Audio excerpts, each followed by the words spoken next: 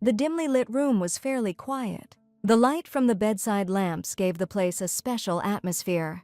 The man extended his hand towards the girl, saying that she promised to help him. Her heart fluttered in her chest from the incredible beauty of the man opposite, each time she moved closer and closer to the headboard behind her. But he asked Rosie to come closer so he could touch her. The girl realized that she couldn't disappear from this man's persistence, so she asked if they could just hold hands. The sight of such modesty brought a grin to his face.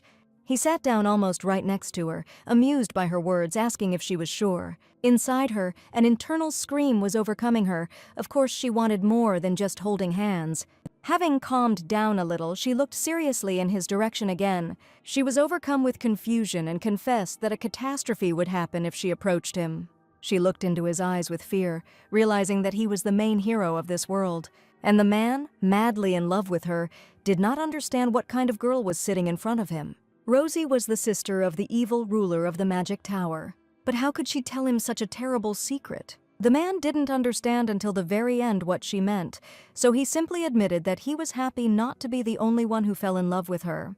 He saw her confusion, so he continued openly about how she had no idea about his feelings. Rosie couldn't believe her ears. Did he really mean everything he said? She came to her senses immediately when he called her name. The fair-haired man in front of her sincerely admitted that he liked her very much. She immediately remembered all those nights spent together, and every word that he whispered obscenely in her ear in the deep silence. Up until this moment, she thought he was just having fun. The guy convinced her that he was not one of those men who allegedly confess their feelings just to spend one night together. With every word, he struck her more and more. Finally, having thought everything over, she came to her senses, asking him just one thing. She asked if, since he was talking like that, it wasn't just some kind of affair. It infuriated him that she could even think of such vile things about their relationship. Rosnia clearly did not expect such a reaction to her question, and immediately wanted to justify herself to him. She clutched the blanket in her hands for reassurance. In addition to this awkward question, she felt his menacing gaze on her. Rosie, unable to find the right words, remained where she was, trembling with fear. He just sighed tiredly when he realized that he had accidentally frightened the girl with his appearance. It was still dark outside, and the fireflies were the only rays of light in this pitch darkness. The man tried to keep a distance between them and again brought up the topic of their relationship. He extended his palm to hers, gently reminding her that once they started, there was no turning back. She listened attentively, not expecting him to suddenly pull her towards him. The girl stared at him silently with shock in her eyes, but it seemed that he didn't care at all about her looks, with every movement making the distance between them significantly smaller. It was clear from his face that he definitely liked what was happening now. His hair was soft as moonlight, and his eyes were as bright as the most beautiful emeralds. With what admiration he looked at her when he took her into his arms to calm her down. He pressed her as close to him as possible, whispering that now she would hug only him. Rosie listened to him silently, feeling how he played with her hair. In return, the man said that he would also hug only her. Having said all the conditions he wanted, he kissed the lobe of her ear, making her heart jump with happiness. The guy buried his palms in her soft curls, indicating that now she would also only kiss him. Rosnia asked him to wait, but under this insistence she continued to melt in his arms, and his words about how she touched him as much as she wanted threw her completely off track. He pulled away from her a little so he could see her face, but tried to maintain the level of closeness that had just been between them, looking at each other as if the whole world had stopped just so they could enjoy this moment forever. She placed her hand on his chest and shook her head in confusion in agreement. Convinced of her approval, a loving smile blossomed on his face. He reached out his hand to gently tuck a strand of her hair behind her ear. Her heart stopped when she realized what he was about to do. Slowly approaching her, he kissed her on the lips as if it was their first time. As she surrendered to him, she wondered how it had come to this. Since Rosie was the hero of the novel, her brother was the most dangerous in this world, and her lover was his sworn enemy, between whom there was a terrible war. Fighting with each other, each of them wanted to emerge victorious in this duel. She was a forgotten and insignificant supporting character who was reborn after that battle. Now it would seem that such trifles are nothing in this case.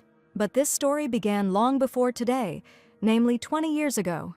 She didn't know everything from the very beginning and didn't remember how she was reborn in this novel. The girl remembered only the silhouette of a man with a sword in front of him, which led to her death. The girl was supposed to die at the hands of the protagonist because of her brother's crimes, and so ended her role in this novel. Each time after her death, the mechanism eventually began to turn. The hand stopped at the same place, forcing her to start her life from the very beginning. She remembered how suddenly she found herself back in her childhood. At that moment, the girl still did not understand anything, being in shock from what had happened, which seemed simply impossible. And while she was trying to digest everything, a pair of red eyes stared in her direction. Her brother sat at the head of the writing table watching his younger sister. He noticed Rosnia's panic and slammed the book shut, turning all his attention to her. The girl almost cried as she tried to comprehend the fact that she could die at any moment. She didn't even notice how the boy stood up from his place and came closer to her. The future villain stood before her, and now she will do everything to avoid repeating her past fate again. He stood with a book in his hands, wondering what had happened. The girl quickly hid her tense thoughts, as if nothing had happened, beginning to smile at her brother, not understanding what he expected to hear from a 3-year-old child. The boy did not understand these sudden changes in his sister's behavior, but decided to remain silent. He turned his gaze somewhere to the side and began to conjure with his hands. With the help of his strength, the boy picked up her favorite toy from the floor, which she had dropped a couple of minutes ago. She watched this with interest from the side when the toy was once again buried in her hands. As expected, he uses gravity distortion magic too easily for his age. But it was only natural to see this from the main villain, who was incredibly talented. After all, her villainous brother, who is only 4 years older than her, will one day become the youngest owner of the tower in history. While he will wreak havoc throughout the world, he will ultimately be defeated by the protagonist, a handsome man with an unusual appearance that can be remembered from just one glance in his direction. She remembered with horror their end and how mercilessly the Duke dealt with them. But now it's her turn to change their fate, even if it means she has to live her life over again. In confirmation of this, she confidently squeezed the toy in her hands. The girl thought she was born with a golden spoon in her mouth, but how did it happen that it was simply gilded? If everything goes according to the original plot this time, death will await her again. But how can she make sure that this does not happen? From the novels she had read in her past life, she came up with a plan that she would now have to teach the villain how to survive. But how can she teach this to such a crazy and brilliant brother? It seemed like an impossible goal to her, because her brother was so smart that he could read books about magic at such a young age, which are difficult even for scientists. They exchanged silent glances, each lost in their own thoughts and not knowing how to approach each other. The boy noticed her behavior and asked if she was looking at him for so long because she was hungry. But even his words didn't make her lose her temper, thinking only that the plan was so complicated that it was easier to give up.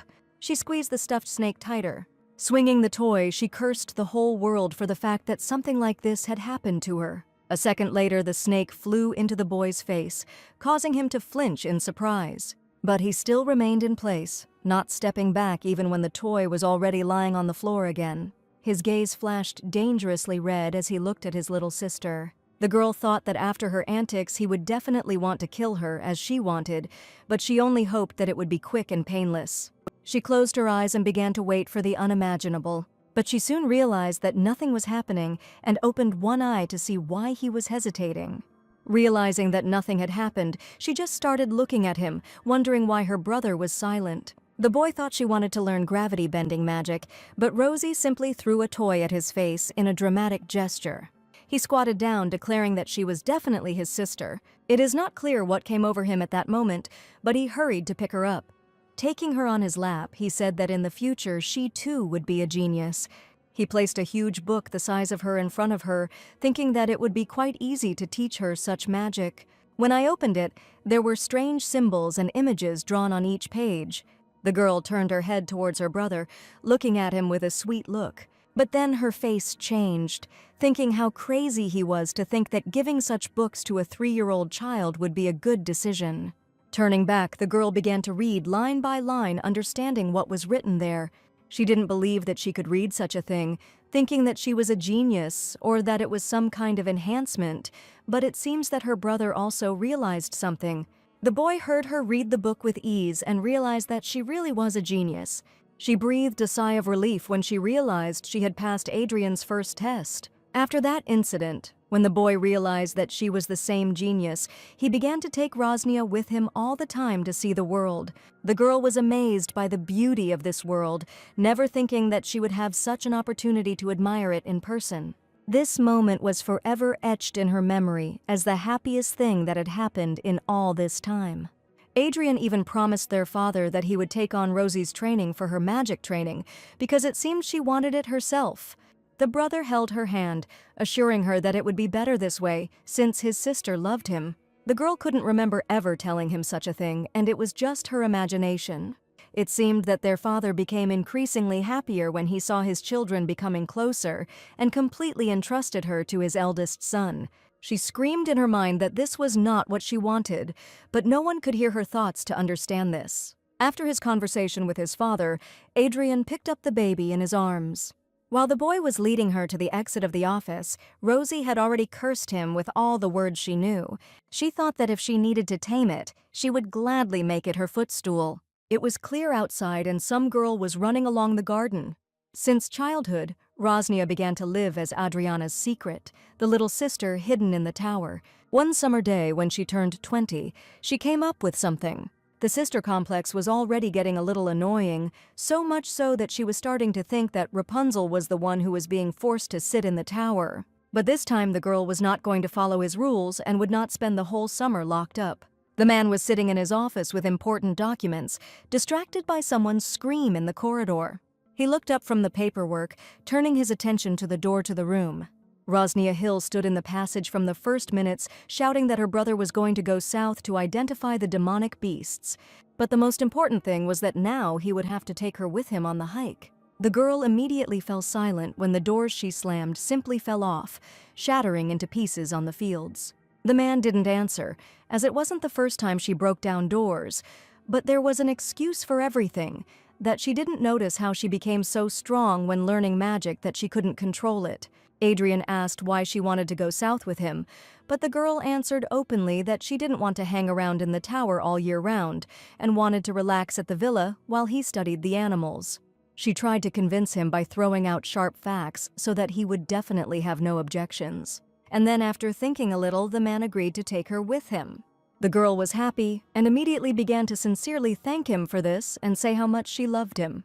The man did not expect that this would touch the girl so much that she would even say such sweet words to him. He tried not to show that he was embarrassed, trying to maintain the authority of a formidable older brother, setting the condition that on the journey he would not go further than Willie, where they would live, to which the girl immediately agreed. But Rosnia had no idea who she would meet in that place. The south was simply unimaginably beautiful. The girl immediately went to the sea, admiring the view that opened up to her. There was already a sand castle built by some children on the shore. But Rosie didn't pay any attention to this and was already heading barefoot towards the water. There she already found a shell lying alone.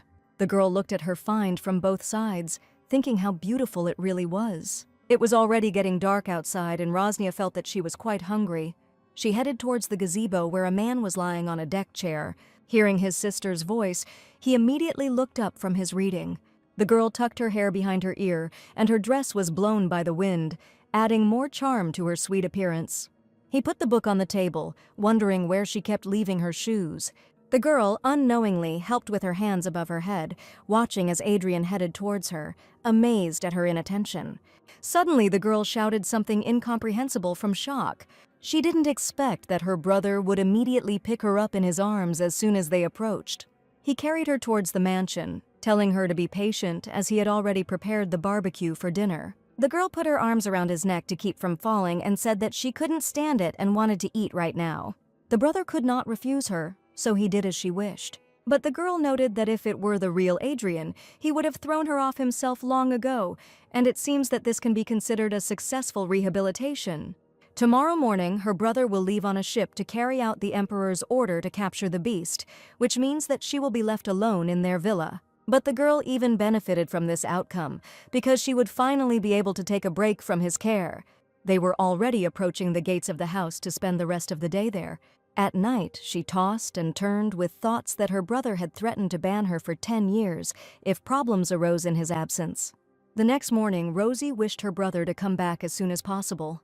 She accompanied him to the entrance of the mansion, telling him to be careful when he carried out the emperor's order. The man only responded to her concern with a kind grin. It sounded funny because of the two of them. It was Rosnia who had to be more careful.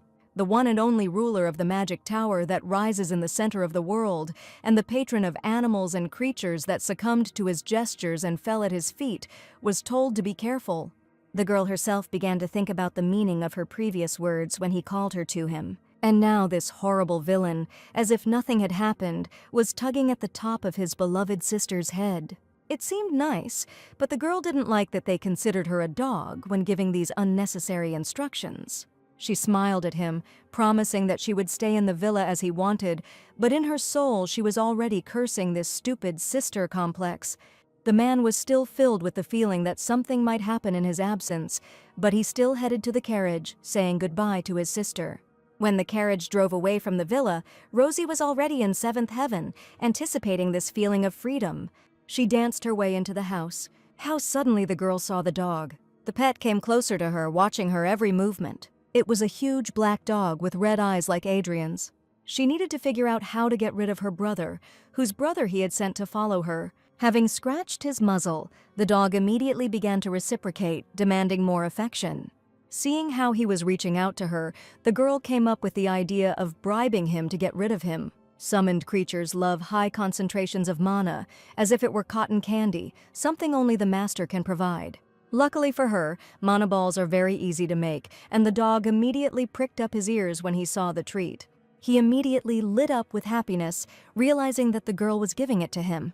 He immediately began to whistle as the girl pulled the ball closer and closer, but it was too easy to just give it away. The beast heard this and immediately became upset, thinking that he would not receive what he had been waiting and begging for a very long time. The girl was even stupidly surprised at how pitiful he looked now. She scratched him behind the ear and said that she would give him Manu only on one condition. From that moment on, wherever Rosie went or did, the dog would not have to comply with Adrian without her consent. But then, if he made concessions, she promised that she would create these mana balls for him all summer. The dog immediately barked as if agreeing to her proposal. The girl threw him a ball to give him a boost and invited him to go to the market with her. At the market, Rosnia noticed that they were selling fruit kebabs, and she asked if her pet wanted such a delicacy. Hearing the joyful barking, they went shopping. Rosie couldn't notice that the clouds were gathering in the sky, warning of rain. She could not catch a cold under any circumstances because she had worked so long to achieve this freedom. How lucky she was that she thought of this outcome and took an umbrella just in case when she went shopping. They walked along the streets, humming songs to themselves. Suddenly, the girl saw beautiful jewelry and immediately ran to buy something from the assortment. The girl was glad that she finally managed to communicate with normal people and not with the psychos from the tower. While they were walking along the streets, it was already pouring rain outside. The first drops fell to the ground and Rosie decided that it was time to go back. With each passing minute, the rain became heavier and heavier. The girl realized that it was time to speed up, and so she ran home as fast as she could so as not to get soaked through. After a while, she was already running up to the gates of her family villa. Suddenly stopping, she noticed something interesting out of the corner of her eye. The girl turned her head in that direction. She came closer and noticed someone's hand sticking out of the bushes. Right in the middle of the sidewalk in front of her lay an unconscious man.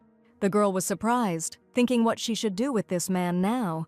He was already soaking wet, and the girl began to think who was lying in front of her. The dog immediately felt threatened, and the girl immediately thought that it was some kind of criminal on the run. So why did this mysterious man fall on the private property of the Hill family? He had blonde hair and looked quite tall, perhaps around 185 centimeters. Rosie wondered whether it was worth saving him at all or leaving him lying there until he woke up on his own. The girl pushed him with her foot to see the face of the mysterious stranger. Shock immediately appeared on her face when she saw his true identity. His appearance was unusually handsome, and the eyelashes were as light as the newly fallen snow. In front of her lay the same man who seemed terribly familiar to her, but she could not remember why she thought so. The girl couldn't believe her eyes, wondering if this was really happening to her now. She quickly came out of her thoughts, finally noticing how the dog had been standing next to her this whole time and growling. He seemed to be enraged, ready to attack a person at any moment, sensing the potential danger to his owners. It seemed that this creature was somehow connected to Adrian, as if now next to her was not just a dog, but her brother himself. And yet the girl could not remember where she had seen him, that he seemed so familiar to her. It suddenly dawned on her, remembering where she first met him. It happened in the banquet hall of the Imperial Court 4 years ago. Among that whole crowd, he was the only one who stood out with his unusual appearance. She looked at him from the balcony, not daring to approach him for a conversation. Rosie saw him only once, but even from afar it shone so brightly that it could blind. And only after remembering this incident did the girl realize that the main character was in front of her. The sworn enemy of her family who dared to kill her and her brother in a past life. A widely known fantasy novel was called The Duke's Only Partner, in which it was written about a beautiful commoner with sacred powers. There she met the only duke of the empire, named Ruvelin Rashian. According to the plot, their relationship was in the style of a contractual relationship, and then they fell in love with each other. He had such an irresistible charm that even the most hackneyed cliches seemed so fresh. A direct example from this novel was the incident where he suddenly grabbed her hand. He begged Sierra to just look at him once and then he would do anything for her. But that was only the beginning. The next moment was when they were in the room and he asked his beloved not to leave him. The man pressed her to the bed beneath him, declaring that she was his whole world and he could not live a day without her. After all, without her he was nobody. The one and only admirer of the main character, so sweet that every girl reading this novel had butterflies in her stomach. He was also the most jealous yandere, which was his only downside. But despite all this, he also continued to hope that she was looking forward to their first wedding night together with the same trepidation. You couldn't tell from him that he was a virgin, who had never even hugged a girl. But the techniques he used made the heroine cry with pleasure. Reading this novel, any girl would want to be in the place of this main character just to be with him. And Rosnia was no exception. Remembering how in her past life she flowed through Ruvelin, probably she hit her head on the bed, which is why she ended up in this world. Finally coming to her senses, she realized that now it was not as important as helping this man now. She knew it was a bad decision to let her brother's sworn enemy into their home, but he was too hot to just leave him to die on the streets. Using magic, she lifted him into the air, and when she ran inside the house, she threatened the dog that if he continued to bark, he would not receive another ball of mana as a treat. Having placed him next to the fireplace, she somehow removed his completely soaked shirt. But there was another problem. What should she do with his wet pants? With every glance at him, the girl could not stop thinking all this time about how beautiful his body was. But this was not surprising since the main character was lying in front of her. Even unconscious, he was simply amazing. If Rosie had seen him more often, she would have definitely fallen in love with him because he was her type. But the question still remained open. What should she do with his trousers? At first she wanted to leave everything as it was, but then she remembered that because of this, he might catch a cold. Thank God, she remembered in time, that she could change his clothes with the help of magic, and she wouldn't even have to look at him again. Once all this was over, she turned towards him again. The girl gasped when she saw the result of her work. Because of all those muscles, the shirt hugged the man's chest tightly. Moreover, it was very short, which could not help but emphasize his graceful legs. Looking at this, it seemed as if he was wearing a mini dress and not a men's shirt. Now, all that remained was to move it to the bedroom on the first floor. After they were in the room, she laid him on the bed and began to give him medicine for the fever, making sure that the guy drank every last drop. The girl was even surprised that the man's temperature rose so suddenly. He mumbled, trying to utter at least one word, but still did not resist taking the medicine. The girl couldn't help but think about nothing but how strong the Duke's charm was. Completely immersed in her thoughts, she didn't even notice how she accidentally spilled the liquid. The man silently watched the girl with his eyes half open. Suddenly, he raised his hand, which made Rosie surprised. She didn't expect him to suddenly grab her wrist and pull her towards himself. The only thing the girl managed to do at that moment was scream in surprise. A second later, he had already pushed her onto himself. He buried his fingers in his wavy hair and pulled her as close to him as he felt like. His eyes opened slightly, slowly regaining consciousness. Seeing the girl in front of him, the man thanked Rosnia for saving his life. But what else could she have done? She explained to him that there was such a thunderstorm raging outside that he would have simply died. The girl looked clearly into his eyes, watching his reaction. Rosie couldn't get over the fact that he could remain so handsome even when he was sick. Ruvalen said he would like to know the name of his benefactor who saved his life. The girl was taken aback by his question, not knowing how to react. Should she have told him that she was Rosnia Hill, who also happened to be his enemy's sister? Moving slightly away from his face, she continued to think that there was nothing wrong with telling him who she was. Maybe this will make him hate her family less. Now he is softer towards her, and if he plays his cards right, then perhaps she will still be able to avoid death. When the calculations were completed, she gathered her strength and began to act. She looked the guy in the eyes and told everything as it was without a drop of lies. But the most unexpected thing was that the guy admitted that he was right after all. Abruptly and unexpectedly, he moved upward, knocking her back. The guy sat her on his lap, maintaining eye contact, not believing that it was really her. The girl was surprised that the Duke knew her, but how could one not know Rosnia Hill? She was, after all, the only younger sister of Adrian Hill, the only princess of the Magic Tower. It seemed that her heart was beating so hard that one might think that it would simply stop at the sight of the man's beauty. The man came even closer to her, so close that the tips of their noses touched and whispered about whether she knew the man sitting right in front of her. She was surprised that this was the first man who called her by name when they first met, since usually all people address her formally. He acted as if he was an old friend of Rosie's, with whom she spent all her time. The girl couldn't even look at him because she was completely embarrassed by such closeness. But it seemed the man was only amused by her reaction, and he only pressed her closer to him.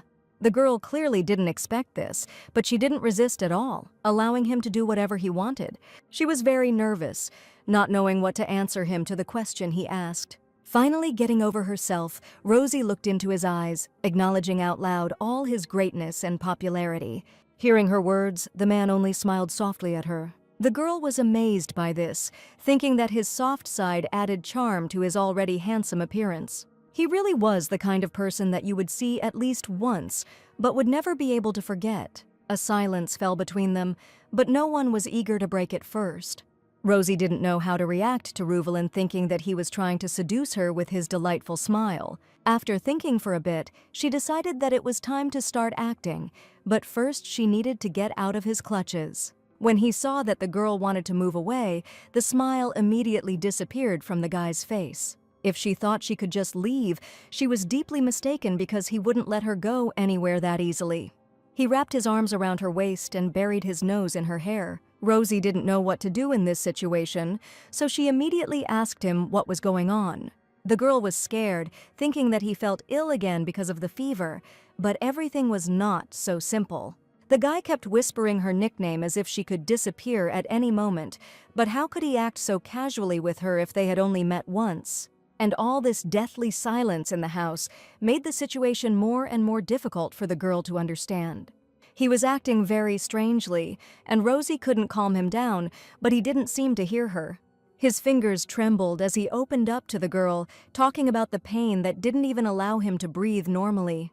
After these words, Rosnia thought that he was definitely out of his mind because he was suffering so much, and his behavior confirmed it. She touched his forehead to check his temperature and was horrified to realize that he was burning all over. The man admitted that he had a constant fever and his body ached to the point that it felt like he was dying. The girl immediately realized what was happening, and it was clearly not what she wanted at the moment.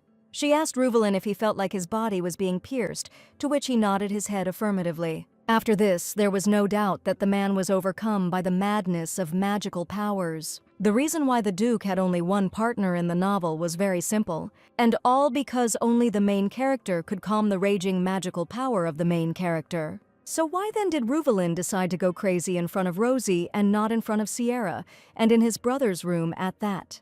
The girl was seriously scared, not knowing what to do in such a situation. But if the original story is anything to go by, then physical contact is the only way to suppress that madness in him. Contact can be different, starting with light hugs, ending with a passionate kiss on the lips. But still, why was he now with Rosnia and not with his beloved, begging her not to leave?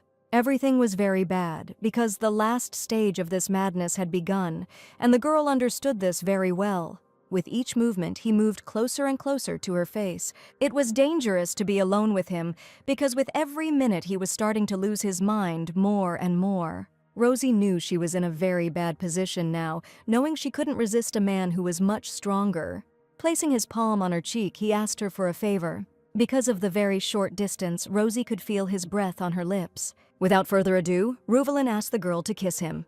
As a person who read the original, the girl knew about one nuance. If she left Ruvalen in this state, because of this enormous power raging within him, he would simply die. She continued to look at him in a stupor, still digesting his previous request.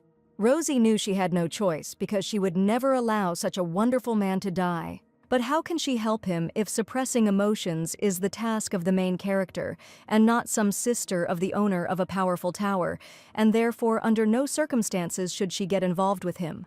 And the man continued to persuade her to kiss him, as if he knew that the girl would not be able to resist his beauty. She had to be extremely careful with him, otherwise she would get into big trouble. She saw how bad he felt, but making a hasty decision was still wrong. But his pleas for help still spurred her to commit this indecent act. Seeing how bad the guy was, the girl for a moment could not shake the feeling that now she was faced with a choice on which the fate of humanity depended, and not just helping a person. Well, that's why all this is happening with Rosnia, because Ruvelian was supposed to have eternal love at first sight with the main character. Having finally made a difficult decision, the girl suddenly lifted the guy's face so that she could look straight into his eyes. And sending everything to hell, she responded with consent to his request for a kiss. The man couldn't believe his ears, thinking that he would never get an answer. Rosie made it a condition that it would be just a simple kiss and nothing more. To which the man agreed without hesitation, seeing no point in being indignant about this. Judging by his answer, she had the feeling that they were talking about completely different things. But now it didn't matter because their lips were already just centimeters apart. She closed her eyes and already anticipated what was about to happen. But then another problem arose when she remembered that she didn't know how to kiss. Realizing this, the man took full control. With his free hand, he lifted her head with his fingers, opening her mouth slightly, which immediately surprised the girl. Every second he got closer seemed so slow, as if time had simply stopped. And then their lips touched in a sensual kiss. Suddenly the man knocked her back. The girl even screamed when she landed with her head on the mattress, not expecting him to do something like that at such a moment. Now he had her firmly in his grip, hanging over her and eliminating any possible attempt at resistance. The girl asked if they really should go that far, although she knew Ruvalin's answer in advance. Before she had time to come to her senses, he was again biting into her lips, but more insistently than before. It seemed like the kiss lasted forever, so they didn't even notice how it had already gotten dark outside. The girl felt how his magical power enveloped her from head to toe, feeling the full force of his madness. When the oxygen in her lungs began to run out, she only then thought about why they were still kissing if the magic had long since died down. Therefore, at that very moment, she pulled away from his lips, breaking the kiss. Trying to catch her breath, she called his name. Hearing the voice, he immediately switched his attention from her lips to her eyes, and only she wanted to say that they should stop this. When suddenly he pressed his lips to hers again for another kiss. The girl immediately thought that the Duke's innocence would be at risk if he continued to be under threat. But most importantly, she was worried about the question of the beautiful heroine. Finally, after several attempts, she managed to get him off her. She looked at him with a genuine smile on her face, but her expression changed to a more serious one. The man looked at her as if he had been in pain. His face was like that of a poor puppy who had been abandoned by his owner. The girl saw this and could not find the strength in herself to refuse, but she had to stop him. But the Duke seemed not to hear her, demanding more and more. You wouldn't know it at first glance, but he really turned out to be a man who could drive people crazy in different ways. The girl admitted that such a relationship was wrong. The guy immediately asked why she thought so. Looking into his eyes, she said everything as it is without a drop of lies, that their relationship is too impulsive. He was pushing too hard, and that wasn't what she wanted. The man wondered whether she really thought so or whether it was a lie. And the smile never left his face when he heard such things addressed to him. The girl was surprised by this, as she expected a completely different reaction. The man stroked her hair and agreed to stop only after the kiss. Well, how could she ignore him for long if she looks at him with such an angelic gaze? In order not to go too far, she decided that it was time to leave him alone to sleep. Quickly getting out of bed, she hurried to the exit of the room. When she left, she couldn't help but feel the gaze on her back, but how could he even make such an innocent expression on her face after that kiss? With the help of magic, the girl covered him with a blanket, reminding him that he should have a good rest and sleep after he got soaked through in the rain. The man lay rooted to the spot, not knowing how to react to the concern for his health. Rosie wished him sweet dreams and left the chambers. Even when the door closed, he continued to look at the girl, watching as she walked away, leaving him alone. And only after that, he finally closed his eyes, gradually falling asleep. And so went Rosnia Hill's first day free from her overprotective brother. Meanwhile, no one was sleeping in the hunter's camp. The man wiped his sword, asking if they had received a response from the Duke. He reminded his partner that the Duke would only return in a month, so he would have to be patient. The captain of the knights, Verki, continued to go about his business. The fair-haired partner helped him with the cleaning, saying that it was boring with the other guys, so he was really looking forward to his lordship returning. The others broke their bones when they fought him in a duel, so the captain asked him to spare the others. But the boy liked that only his lordship could break his bones. He hoped that the Duke would return with a truce from the boys from the tower, and the war would end. The captain listened to the knight and sent him to train so that he would not stand there uselessly. The man listened to him and went to carry out the order with a smile. That same evening, lights were on in all the windows of Villa Hill. Rosie threw a box of clothes that Ruveline might like onto the chair. Having fed her faithful pet with manna, the girl went for a walk around the mansion. She walked along the corridors wondering if her guest had already fallen asleep. She couldn't get rid of those memories of that evening with him in her brother's chambers, and today's kiss was accidental, and she didn't know if she should wait for the next time. She had already suffered enough because of men in her past life, so she didn't want her heart to be broken again. She walked back and forth, completely not understanding what to do with herself from these annoying thoughts. After a while, she decided that taking a bath would help her relieve stress. But to do this, first I had to change clothes. Having finally done this, the girl wrapped herself in a towel as she walked towards the bathroom. As if nothing had happened, she walked into the bathroom. Suddenly, Rosie became dumbfounded. In front of her stood Ruveline, whom she had literally put to bed a few hours ago. Seeing the named guests, the guy immediately started saying something. He was very tall, so she had to tilt her head back to look at his face. The man stood in front of her wearing only a robe. If she had lowered her head down, she would not have seen anything except the cape.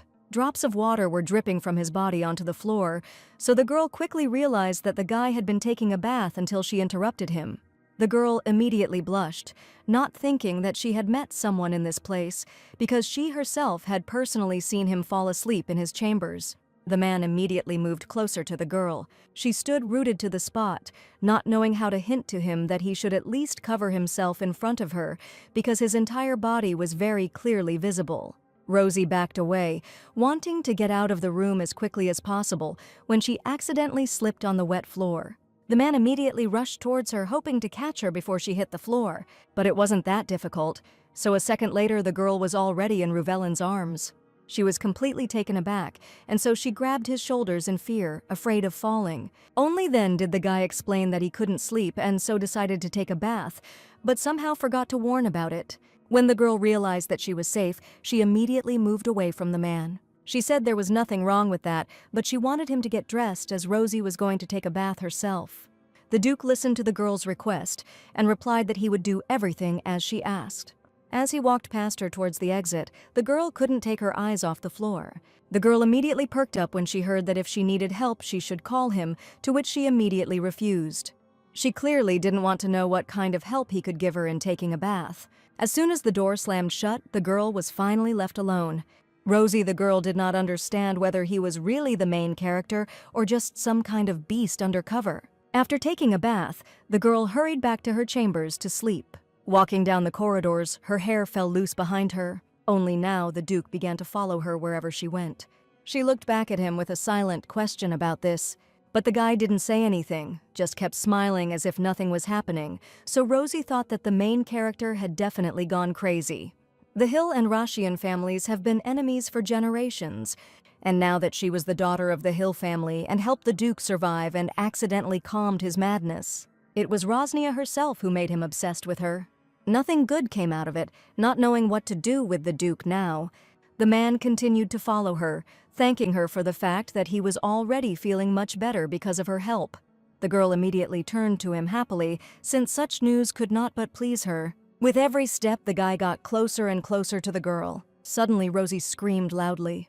Reuvelin grabbed her hand and pulled her sharply towards him. She was afraid to open her eyes, not knowing what this madman could do this time. But then as she heard if everything was okay with her, she opened her eyes. The guy held her close to him by the waist, holding the top of her head with his other hand so that she could see his face. The girl asked herself in her head whether he really asked about her well-being or if it just seemed that way to her. But no, she was not okay, and it was all because of him. Wrapping her arms around his neck, she whispered his name.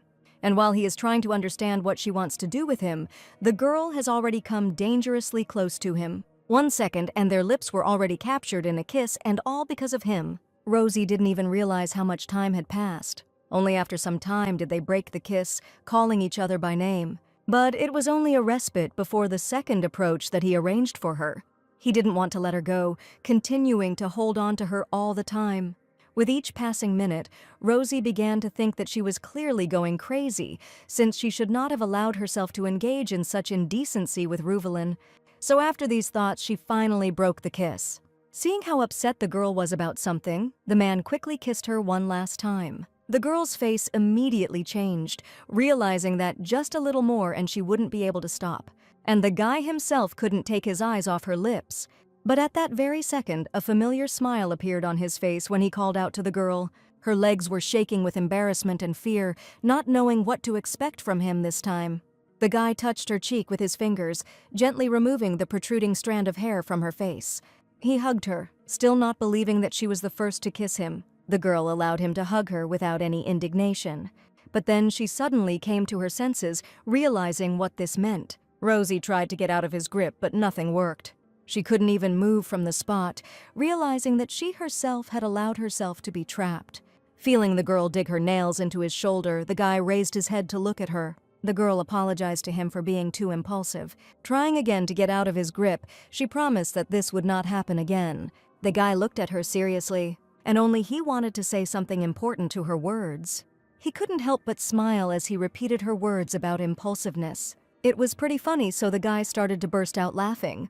The girl watched this silently, not understanding what made him laugh so much. Once he calmed down, he continued the dialogue, saying that this was quite an interesting statement. There was an awkward pause between them, and the girl didn't know how to react to him.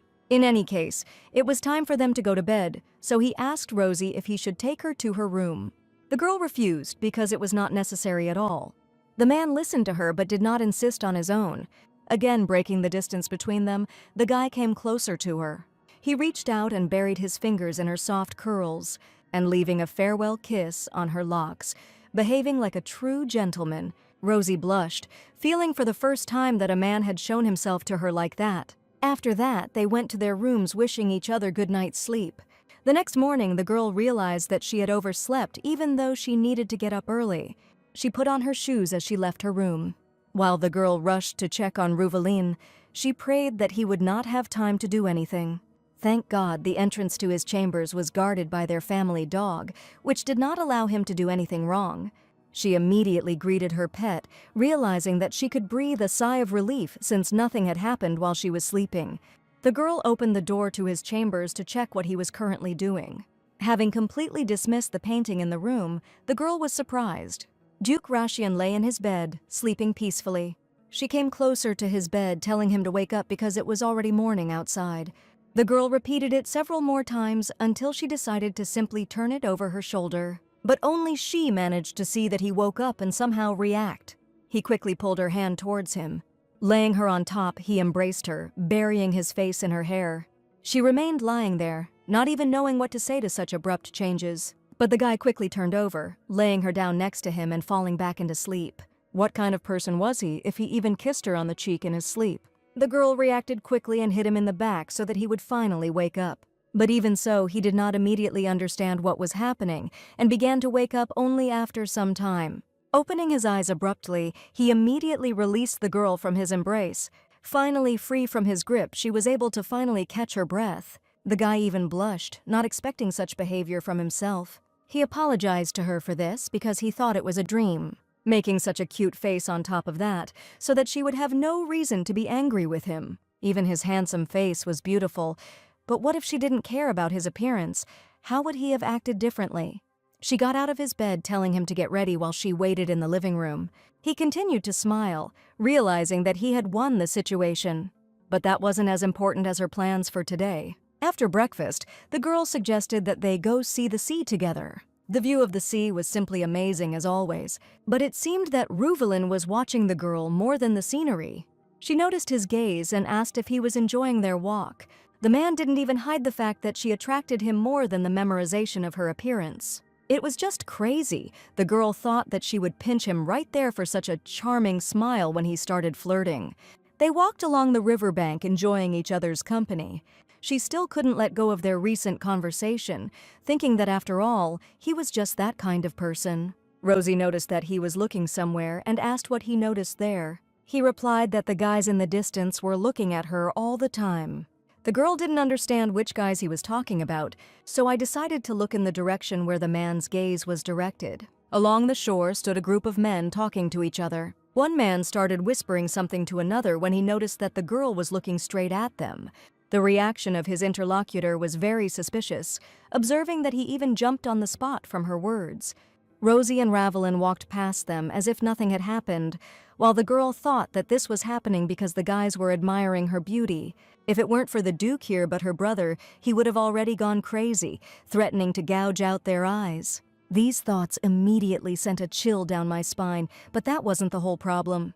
Only now did the girl notice Ruvelin's reaction to those men, and it clearly did not bode well. People noticed this too and were seriously scared.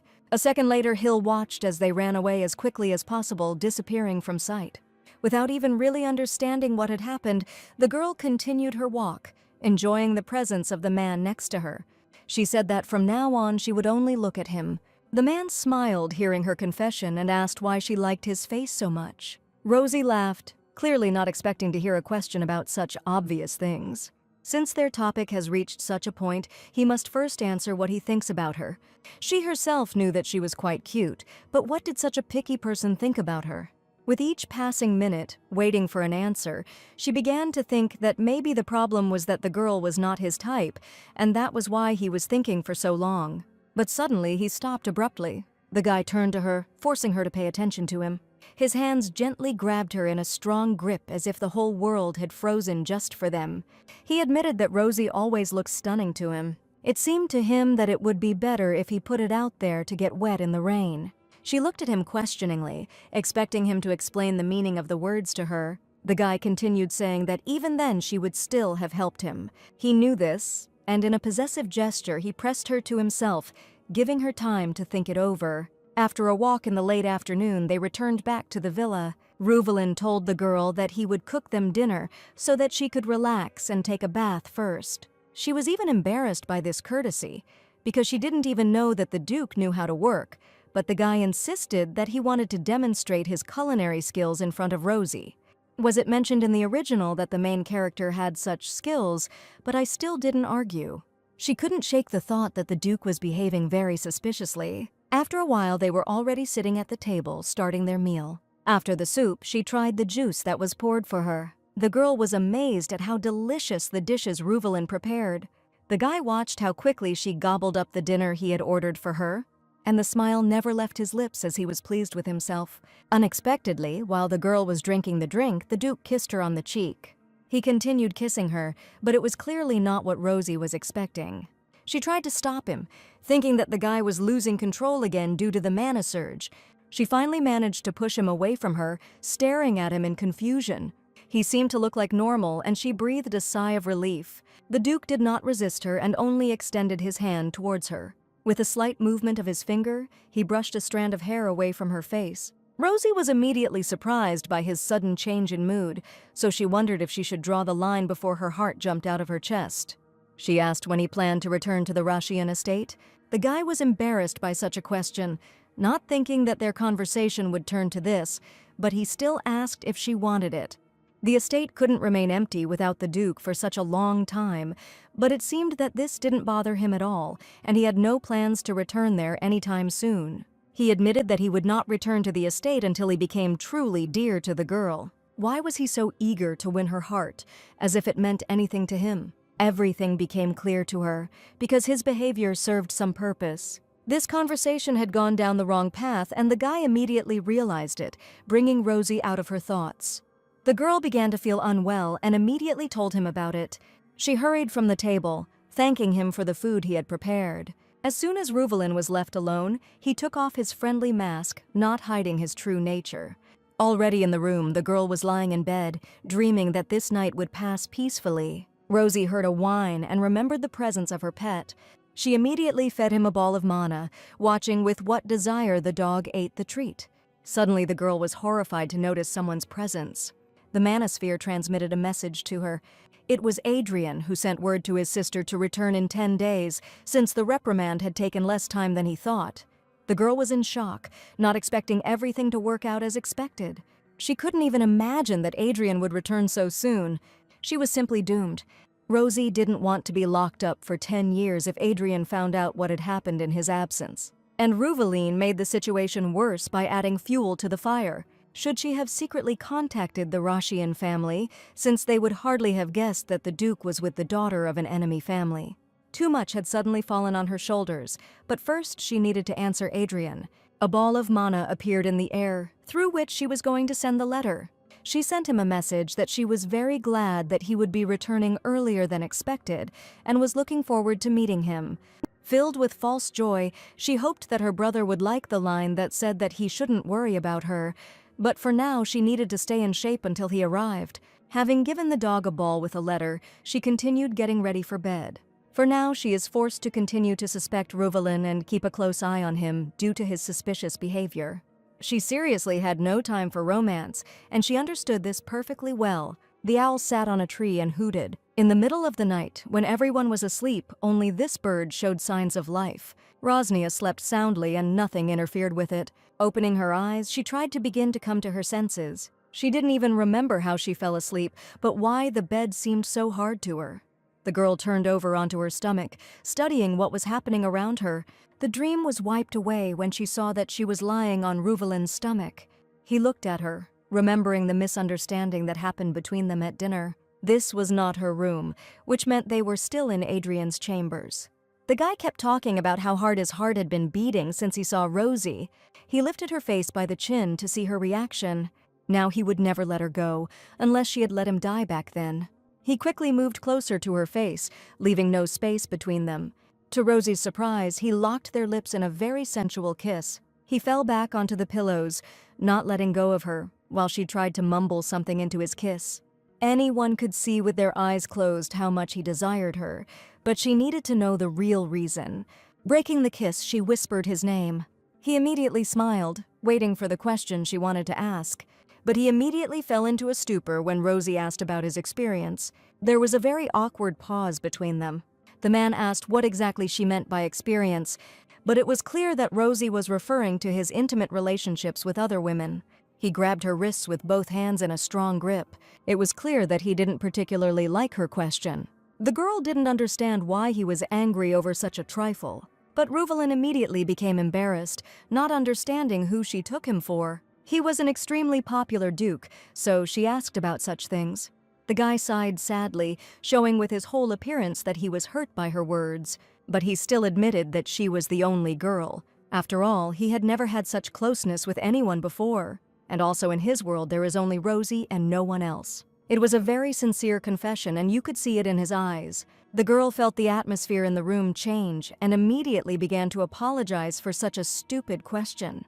He looked at her with the same loving eyes, watching her apologies, but immediately stopped her, seeing her remorse because it was expected, since their relationship was still extremely unclear. She immediately stopped, silently looking in his direction. She made another cryptic remark to herself about his lack of confidence. So she asked the most important question that she had kept to herself for a long time, about why he was unconscious on her family's private property. The smile immediately disappeared from his face upon hearing this. But Rosie didn't care, as getting an answer was much more important. He thought for a moment, searching for a suitable answer, but he just as quickly asked if it was really that important for her to know about this. This was very suspicious, which made her even more determined to get an answer out of him. The guy was very persistent and didn't want to tell her anything about that incident. She asked him not to run away from the answer, and then he said that he didn't remember anything. The girl was embarrassed by what he just said. He really didn't remember anything until he came to his senses and found out that Rosie had saved him. It was for this reason that he did not want to return to the duchy until his memories returned. He pulled the girl closer to him. Looking into her eyes, he admitted that communicating with her was good for him. That's why he wanted her to let him be there. Touch when he wants, kiss and be inside. He held her as close as possible, deliberately whispering all these obscenities in her ear. It was still night outside. The moonlight penetrating through the windows illuminated the chambers. Rosie's long hair was scattered all over the pillow. Sitting on the bed, Reuvelin watched her without taking his eyes off her. He couldn't sleep because of the thoughts that wouldn't leave his head. The girl fell fast asleep and looked so cute that the guy couldn't resist stroking her on the top of her head. But even from this, Rosie woke up, afraid that something had happened. He squeezed her hand, telling her not to worry and to continue sleeping. Seeing her so confused, he couldn't help but smile. The girl realized this and fell back asleep, saying that she was very hungry. The Duke heard her strange muttering in her sleep and did not understand why she wanted to eat right now. But even this made her even sweeter, and he couldn't help but notice it. Suddenly, while he was thinking about her, the girl began to mumble again. She whispered her brother's name. Reuvelin heard this and was instantly overcome with anger. Adrian was her brother, and he knew perfectly well what this man was like. The closest person to Rosnia than the Duke, and if he had the opportunity, he would erase Adrian Hill's memory of her. He looked at her and dreamed that this girl would be only his, from the very beginning to the very end. Her heart, her soul, and every moment with her were only his. He didn't even understand when this desire had time to appear. Suddenly, memories from the past came flooding back. It happened long before that banquet 4 years ago, in early summer, when the lilacs were blooming beautifully in the Russian duchy. He was 13 years old that day, and he was trying to run away. That very day when he tried to escape from his own destiny. He sat at the table and listened to the butler tell him that he had received a gift from Count Andrico. He listened silently, reluctantly spending the day. Even on this birthday, everyone will pity and look at the young boy because his parents died on this very day, but despite this, he still sent a reply letter to the Count.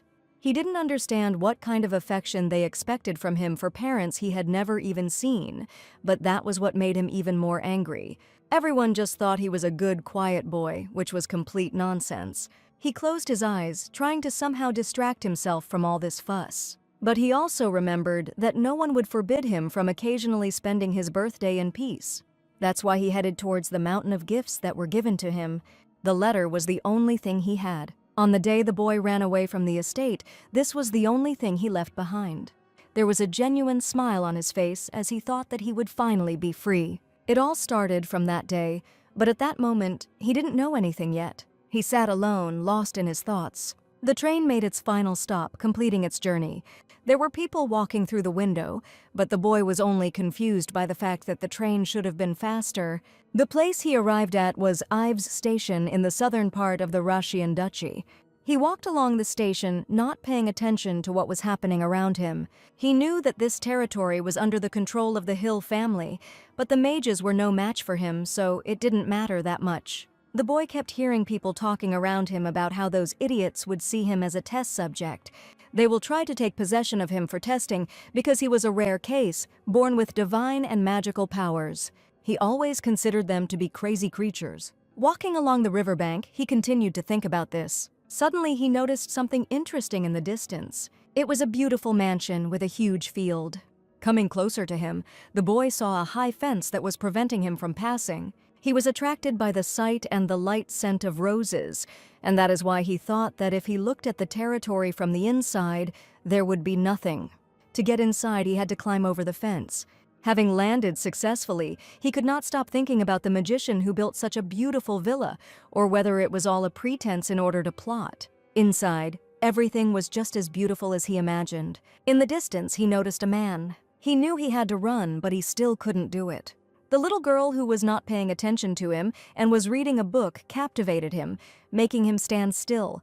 She was very beautiful for her age, and he had never seen such beautiful people. The boy couldn't even take his eyes off her. Finally, the girl tore her gaze away from the book and turned all her attention to the uninvited guest. He couldn't believe that in front of him was the very daughter that the head of the Hill family was hiding. He came closer to examine the mysterious girl. Reuvelin thought that she had been reading all this time, but only now noticed that she had been sleeping. It's even surprising that in front of him was the very daughter of the tower's lord who was carefully hidden. His gaze moved to the book in her hands. He wondered if she was already studying dark magic. Coming even closer, he carefully took the book for himself. Finally, seeing what Rosie was actually reading, the boy was very surprised. Instead of dark magic, the book contained recipes for various desserts. Now all this caution of the Tower Lord seemed simply ridiculous. While he was rejoicing too loudly, the girl began to wake up from her sleep. Opening her sleepy eyes, she began to look around to understand what was happening. The boy was horrified that right now he was being caught for being on someone else's territory. Rosie looked at Reuvelin but still remained silent, trying to wake up completely. Both children did not know what to do in such a situation, and therefore silently looked at each other as if they were dumbfounded. The first to emerge from this stupor was the girl who jumped off the bench. Rosie stood in front of him, finally awake from her daytime nap. The boy didn't know how to react to her charge, so he just stood there shocked. And this was the noble lady everyone was talking about, but now it seemed simply impossible. Breaking the silence, the girl asked Reuvelin if he was one of the daughters of the maids who had arrived recently. Her question made him even more stupefied. She looked at the boy with a smile, saying that he was very cute. A blush covered his cheeks, making him feel embarrassed by such a confession. Something incomprehensible was coming out of her mouth, and she was not even able to answer it. So the boy ran towards the exit of the garden while the girl shouted after him. He rushed into the distance without turning around at her cries. I couldn't get her terribly sweet and innocent look out of my head. Remembering this, the boy's face turned red as a tomato. He continued to run without stopping for a minute. So his train passed before his birthday, and when he returned back to the Duchy of Rashian, forgetting this girl was just as easy. Having finally taken off his wig in front of the officers, he revealed his identity after 4 years and 4 months. The guy received a letter of invitation from the Empress in any case, again trying to introduce him to her youngest daughter. He had no choice but to attend the ball, so he ordered his servants to prepare his evening attire. The butler bowed before him, asking if he needed anything else. The guy immediately refused this offer, but the only thing he wanted to clarify was that the clothes should be in blue tones. And so the day of the banquet arrived. In the hall, everyone was dancing in pairs, not paying attention to what was happening around them. Reuvelin approached all the lonely girls standing there, greeting them.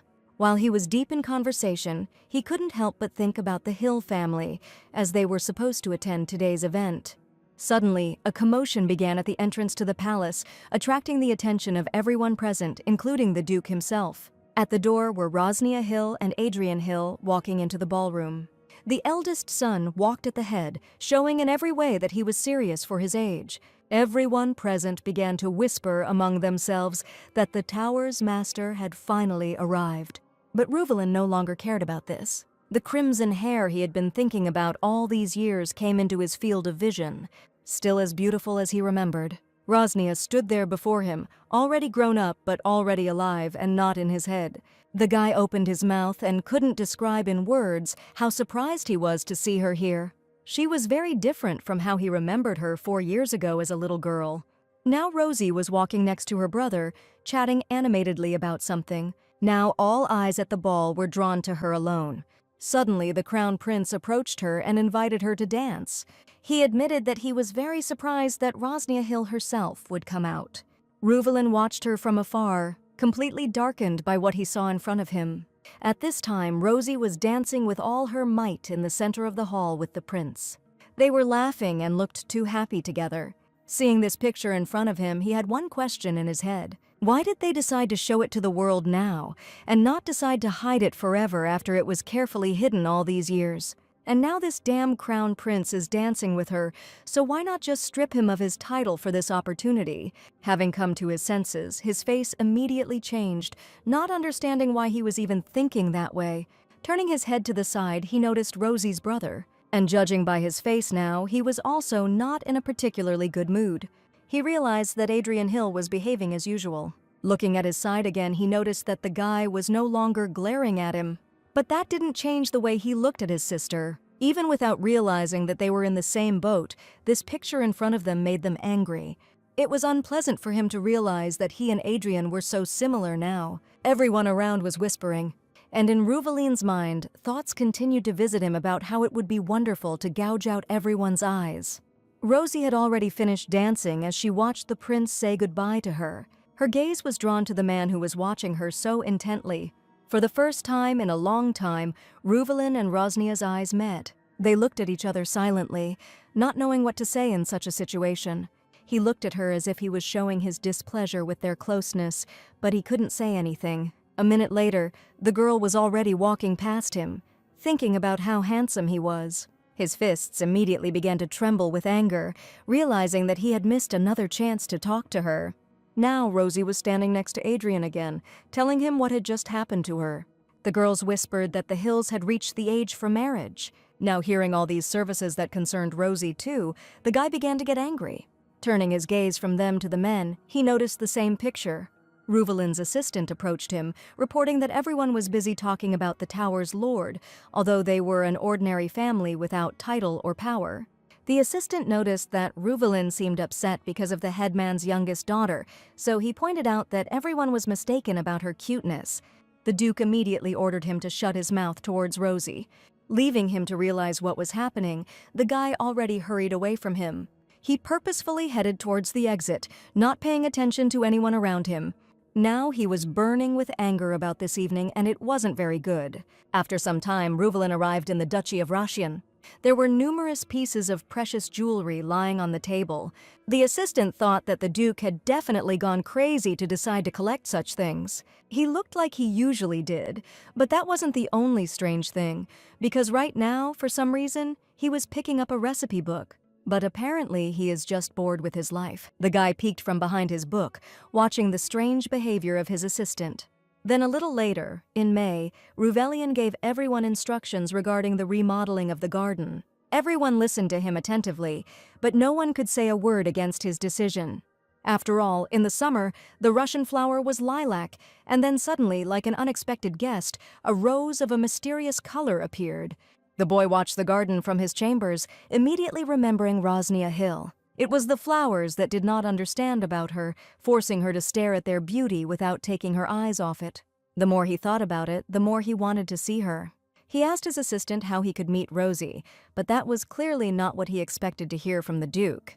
Damn, Adrian Hill kept ignoring the emails the guy sent. The still shocked assistant asked again if he had misheard when he said Adrian, but the guy admitted that there was no other way to contact Rosie directly, and it was simply outrageous. He was already beginning to think that the Archmage was holding his sister captive. Hearing all this, he hastened to stop him from making such hasty conclusions. The Duke asked if there was any way or not because he was smart, so he clearly knew what to do in such a situation. He admitted that back then in the banquet hall he was confused and didn't know what to do. But now, if he knew that this would happen, he would try to talk to her, and even better if he simply kidnapped her. While he was walking around the room, the assistant only now noticed that Ruveline had completely gone crazy. A little later, under the influence of an unusual obsession, he finally found a way to meet Rosnia. All the similar ones noticed a huge dog at the station that looked like a wolf. She looked like someone's pet and was very similar to the magician's dog. She was white with green eyes, looking like a retriever. And only then did the problem of the entire meeting become clear. Ruveline was not in human form. Having already landed on the territory of the Hill family villa, the guy began to put his plan into action. Why did he come here earlier if his assumptions turned out to be correct? He tried to get rid of these feelings for so long, but in the end he still came here. Looking around, he continued to search for Rosie. She was not on the bench where he first met her. There were no flowers or bushes around either. Having examined all the possible territory, he began to feel sad at the thought that he would never meet her again. Suddenly, a girl stood up in the distance. The guy heard a familiar voice and immediately became happy. Rosie stood in front of the dog and couldn't believe that there were animals in this place. It was very interesting because she had never seen animals on private property before. Ruvelian still couldn't believe that he was finally able to meet Rosie. At the same time, Rosie had already hurried to get closer to this incredible creature in front of her. Just one movement of her hand in the air, and Reuvelin was already happier than ever before. He immediately lay down on the sidewalk with his belly up and wagged his tail as if he had seen his owner. And only now did it dawn on him what he was doing. The girl did not expect such a reaction from the dog, not understanding what he was demanding of her. But then she quickly laughed, finding this whole ridiculous situation extremely cute. She couldn't resist him, and so she sat down and stroked his tummy. It was very warm and soft to the touch. Reuvelin really liked the touch, and he would give anything to feel her palm every day. For this, he would even agree to remain in the form of a dog forever, only if he could be next to her like now. But if so, then he cannot be a lover or a groom, but that is not important now. He understood that if he turned into a human, he could scare the girl and she would run away, seeing her positive emotions towards him in the form of a dog. He decided that he would gradually get closer to her without upsetting her too much by revealing his real identity. Although one kiss on the cheek wouldn't hurt since he was in the role of a dog, this was too much. Suddenly, someone's voice caught his attention. The man walked towards his sister, wondering what kind of dog was nearby. The girl didn't even notice how he approached them, showing him what a cute dog she had found. She asked if it was he who brought it here to the garden. But it would be too stupid for Adrian to bring such a pathetic animal that can't even talk to the court. Hearing all these insults directed at him, Reuvelin was seriously hurt. He heard that Rosie stood up for him, saying that his brother's spirit beast didn't talk either, but that's why he was spirit and not just a dog. The Duke thought that the magician began to guess that in front of him was not an animal but a person, so he decided that it was time to get out of here. Damn that hill. If he had been caught on the territory of their villa, it would not have ended well. A second later, the dog was already running away from this family of magicians. Adrian was already charging his magic, preparing to strike. Rosie immediately blocked his path, saying that one cannot use magic on a defenseless animal, but it was too late. The blow had already hit the dog directly on target, but immediately dissipated. The guys looked at this in shock, realizing that he was using light magic, but for the man, it meant that the dog did not know his place. Reuvelin continued to run wherever his eyes looked until the strength left his body. The only thing on his mind was Rosie talking to her brother, and he couldn't get her out of his head. He didn't notice how he already found himself in the forest. Slowing his pace, he began to walk into the valley of the trees. Walking on the ground, he was finally able to transform from a dog into his human form. A beautiful view opened up before his eyes. Looking at the sky, Reuvelin saw something interesting. Even so, there was a silhouette of a girl in the sky, and the way her brother called her Rosie simply delighted him, trying this nickname to taste. Time flew by, and another 4 years passed. Perhaps due to Adrian's close attention, Rosie disappeared without a trace. Looking out the window at those same roses, he realized that he had not seen her during this time. He was constantly going crazy, realizing this fact. If he never saw her again, then there was no point in the man continuing to live. Sitting at his desk, he continued writing. Every line he wrote was about how he couldn't live without Rosie anymore. He sent countless letters of formal proposal, but in all the answers that came back, it was said that if he wanted to show up at the wedding dead, then he should continue asking Rosie to marry him. This was the last time, and most likely he understood that the girl did not even know about his existence, remembering her soft hair and the soft palms that touched him for the first time. The man couldn't even remember a time when he had missed someone so much and for so long. After some time, the guard conveyed news to the Duke that Rosnia planned to stay in the villa. While she will be like Adrian Hill, she will go to the South Seas to get rid of the magical beasts. Everyone understood that if this continued, Mr. Rashian would definitely go crazy, so upon hearing this news, he understood that this was a chance. He immediately became cheerful, realizing that finally, after so many attempts, he would be able to see Rosnia. Over these 4 years, she had probably matured, and he was already imagining in his head how much more beautiful his beautiful Rose had become. It was raining outside that day, and he was lying unconscious on the sidewalk in front of their villa. He was promised that he would be able to control his instability after 25 years, but why did it happen at such an inopportune moment? Opening his eyes, he kept thinking that he would die if he didn't see her at least once. Suddenly, the silhouette of someone's legs fell into his eyes. It was Rosnia with her faithful dog studying Reuvelin in front of her. She looked down on him, not understanding what kind of man was lying in front of her on private property. But he didn't care, because his destiny had come after all. In the morning after the rain, dew dripped from the plants. Rosie slept peacefully alone in the huge chambers as if nothing had happened. Opening her eyes, she began to come to her senses after sleep. Sitting on the bed, she rubbed her eyes and could not understand what kind of sweet smell was in the air. Suddenly, Ruvaline stood up in front of her, asking the girl if she was awake. She still hadn't fully recovered from her sleep, asking the man what was going on. The guy silently listened to her questions about when he woke up and what time it was. He came closer, saying that it was still morning, but the girl asked him to stop where he was. She was wearing just a shirt, and this surprised him very much. Then the guy suggested that they spend the whole day doing nothing, and then they would get used to each other naked. Ek was ashamed, and she didn't want to do it, but he didn't understand why. He was not embarrassed to hint that this made the situation even more attractive. The girl was embarrassed, not understanding what he was even saying. And having asked for forgiveness in advance, Ruvaline lifted the girl into his arms. She wanted to ask him to wait, but the guy had already started kissing her face. He was heading towards the window, and the girl did not understand why he was doing this. Her gaze fell on the view from the window. The entire garden and greenhouse were strewn with beautiful roses. The girl was glad that the flowers had finally bloomed. She admitted that this scent of roses always lifted her spirits whenever she smelled it. The Duke couldn't believe his ears, asking again if she was lying to him now. He couldn't help but notice how sincere she was when she confessed such little things to him. She noticed his gaze and asked why he was looking at her like that. But the answer was obvious.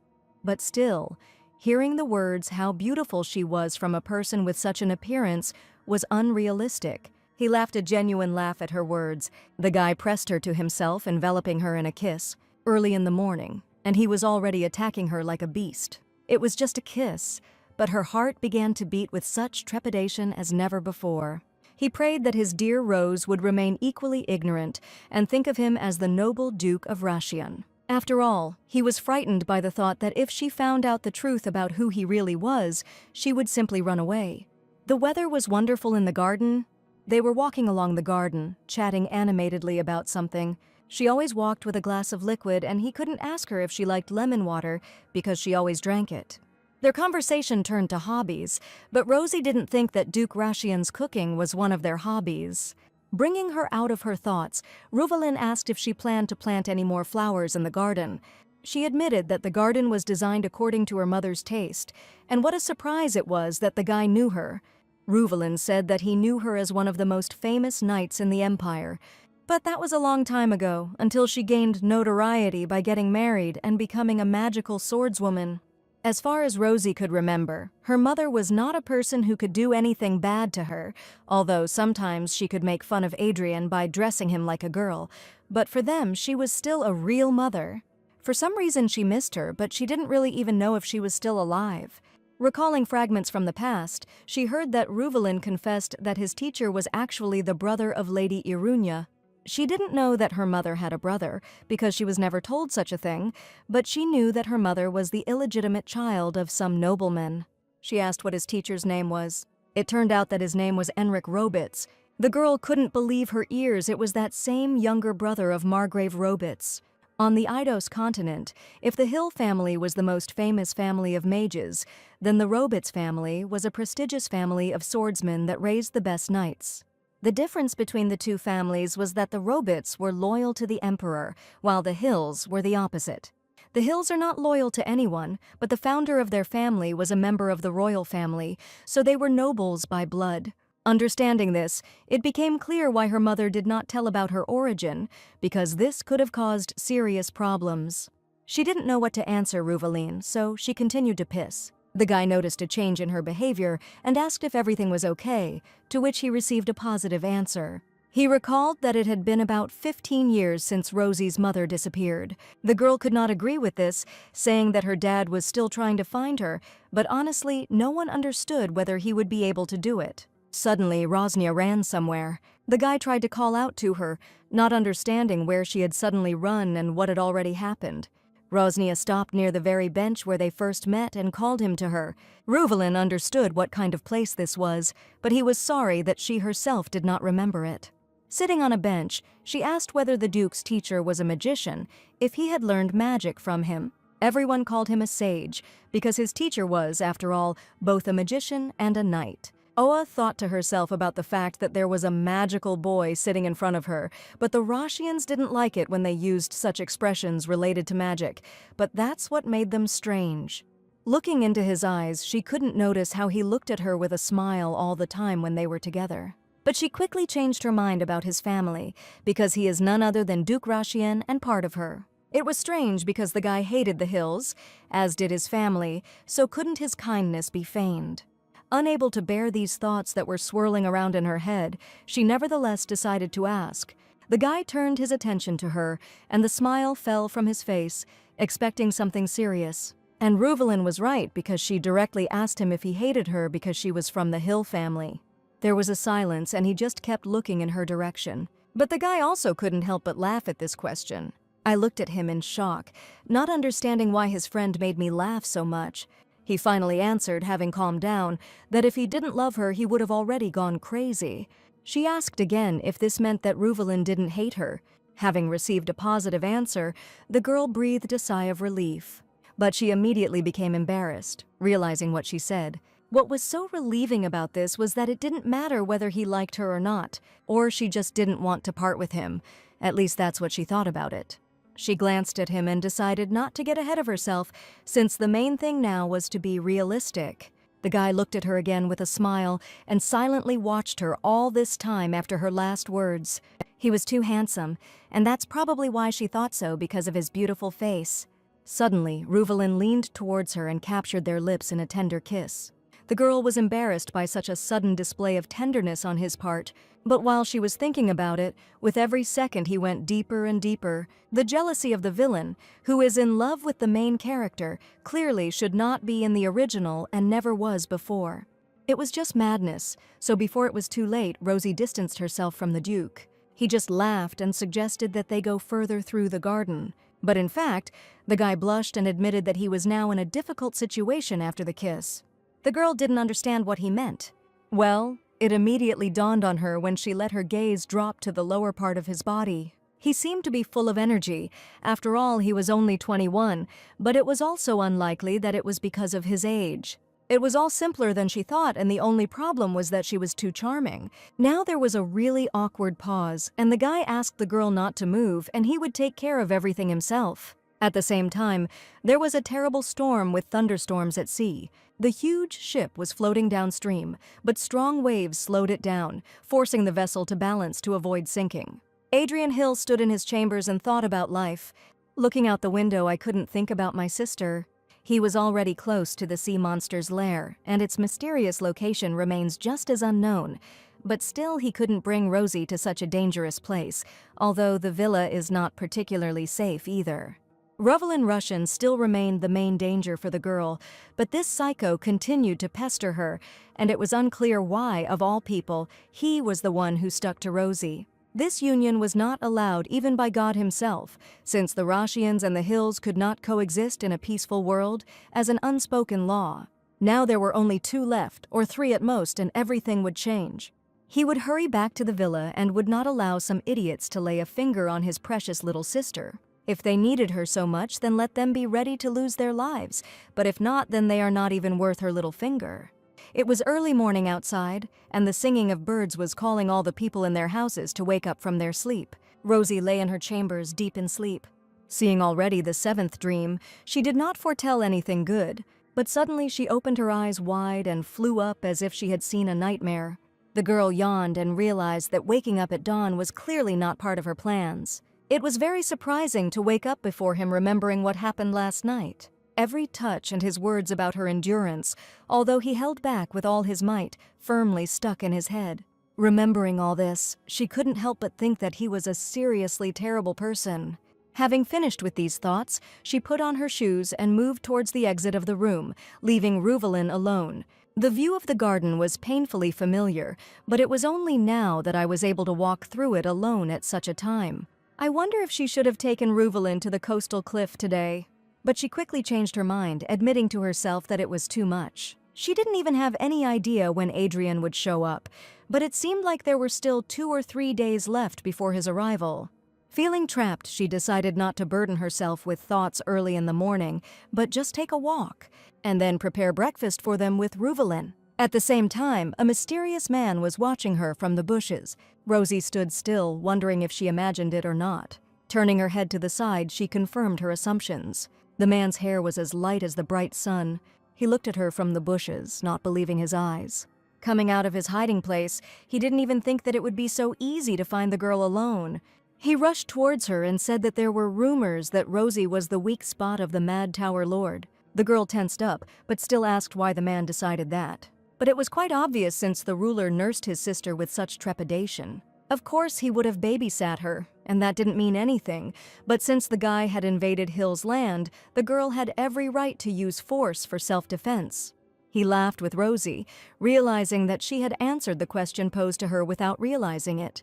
But the girl was in no mood for laughing, since in just a few minutes the fair-haired guy had already become seriously annoying. Charged magic accumulated in clots in her palm, preparing to attack. But he suddenly grabbed her wrist, thereby breaking her concentration and stopping her subsequent actions. The girl tried to escape from his grip, not knowing what had just happened. She was scared, not understanding how he was able to dispel her magic, because this had never happened before. Only the word princess made her look again at that dangerous smile that never left his face. Coming closer, the mysterious stranger admitted that magic had no effect on him. He was not interested in magic. The girl stopped kicking and asking again what he had just said. The grip on his hand did not weaken as he spoke about a special organism that was not susceptible to magic. The girl thought this term was familiar, but she didn't understand where she heard it from. 3 years ago, when Adrian became the new owner of the tower, something strange happened. They received news that magicians were conducting experiments on people, so they immediately began an investigation. All subjects were in a cave that they managed to find by chance. Standing inside, they were in shock, not understanding how this happened. People all along the space were placed in cages, having completely lost hope of any salvation. Remembering this, Rosie will never be able to erase this horrific picture from her memory, no matter how hard she tries. But among all the captives, she remembered a little boy who had a certain immunity to magic. But this boy was supposed to die that day. She didn't believe that it was the same child standing in front of her, or that it was just another similar person. Rosie finally broke free from his grip as he began to state how much he hated mages, especially the tower's master. He thought about how much he wanted to grab her and drag her into his yard, watching as the girl would cry, calling for her precious brother. This was already going beyond all bounds, but Rosie remained standing, thereby indicating that such threats would not break her. Leaving her in confusion, the guy hurried away because he just needed to make sure that she was there. A whirlpool of vortex swirled around the stranger, forcing the girl to cover herself with her hands from the force that was carrying her. The girl narrowed her eyes, waiting for what would happen next. But a minute later, the place where he stood was already empty, leaving behind only the dissipating wind. Only now did it dawn on her that the guy was talking about captivity. Even without the strength to move from the spot, these fragments of their dialogue repeated in my head. But if this man didn't take her captive, then it meant that Ruvelin Rashian would do it. After a while, the girl returned back inside the villa. She hadn't even had time to go past the threshold when the Duke immediately ran up to her with questions about where she had been when he woke up. The girl heard all this but did not react in any way. The guy immediately asked if everything was okay, not even suspecting what had happened to her on the street. Quickly forcing a smile, she admitted that she wanted to make breakfast. But he couldn't be fooled. Something definitely happened to her on the street, but why doesn't she want to talk about it? He smiled in response, urging her to rest better and he himself would take care of everything. The girl stopped him, telling him to let her do the cooking today, since he always does it himself. As she walked past him towards the kitchen, she didn't even bother to look at him once. With every retreating movement, she became more and more unattainable. He thought that there was just a little bit left and he would be able to win her heart. So why now, so suddenly, did she start to pull away again? But the guy couldn't let her leave so easily. If he doesn't win her heart, he will die like this, because she is his only one. The thought alone made me sick, realizing that it would be better to die than to imagine Rosie with someone else. But if that happened, he wouldn't be able to spend time with Rosie anymore, and he didn't want that either. If she forgets him when he dies and is with someone else, her heart began to fill with anger from such thoughts.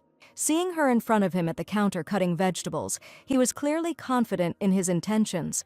Every step towards her cut through this unattainable distance like a hot knife through paper.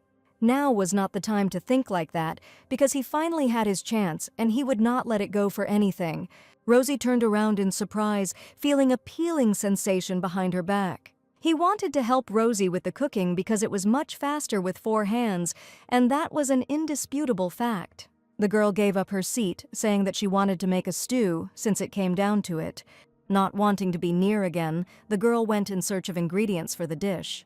He could not notice this, but decided not to be indignant, but to do as she herself wished. Approaching the cutting board, he began to chop the ingredients, and in his thoughts the question still visited him: what if his mana gets out of control again, and he is on the verge of life? Will she allow him to die, or will she again save him from certain death?